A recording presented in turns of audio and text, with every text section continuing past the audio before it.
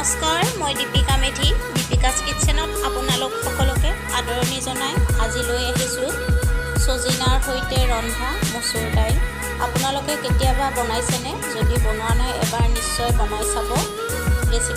ৰেচিপিটোত লগা উপকৰণসমূহ লিখি দিয়া হৈছে, আপোনালোকে তাৰ পৰা চাই বনাব পাৰিব। তেন্তে আহকচোন ৰেচিপিটো বনোৱা আৰম্ভ কৰোঁ। কেৰাহী এটাত তেলখিনি গৰম হ'বলৈ দি পিঁয়াজখিনি দি দিব। একেলগতে বিলাহী নহৰুখিনিও দি দিব। নহৰুখিনি গোটেই দিব। তাৰপিছত কাটি লোৱা সজিনাখিনি দি 1-2 মিনিটমানৰ কাৰণে ভাজিব লাগিব। খুব ভালকৈ ভাজিব। এতিয়া তাত সোৱাদ অনুসৰি নিমখখিনি দি দিব আৰু হালধি গুড়িখিনি দি পুনৰ সেইখিনি 1-2 মিনিটমানৰ কাৰণে ভাজি ল'ব। দাইলখিনিও সিজাই ল'ব।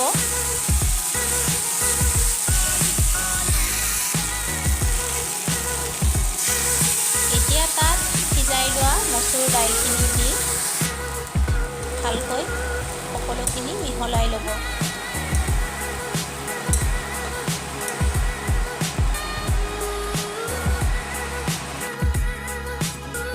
ভালকৈ উতলিলে তাত জিৰা গুড়ি এচামুচ দিব আৰু জলকীয়া গুড়িখিনি দি গোটেইখিনি ভালকৈ মিহলি কৰি ল'ব।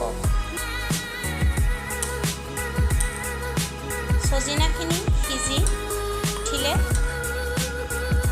গেছটো নমাই ৰাখিব আৰু তাৰপিছত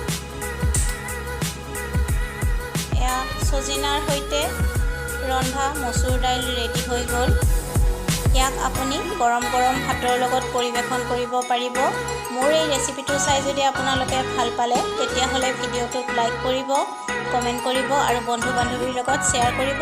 এতিয়ালৈকে যদি মোৰ চেনেলটো ছাবস্ক্ৰাইব কৰা নাই তেতিয়াহ'লে ছাবস্ক্ৰাইব কৰিব, কাষত থকা বেল আইকনটো ক্লিক কৰিব। পুনৰ নতুন এটা ৰেচিপি লৈ আপোনালোকৰ ওচৰত উপস্থিত হ'মহি। আজিলৈকে আহিছোঁ, ধন্যবাদ।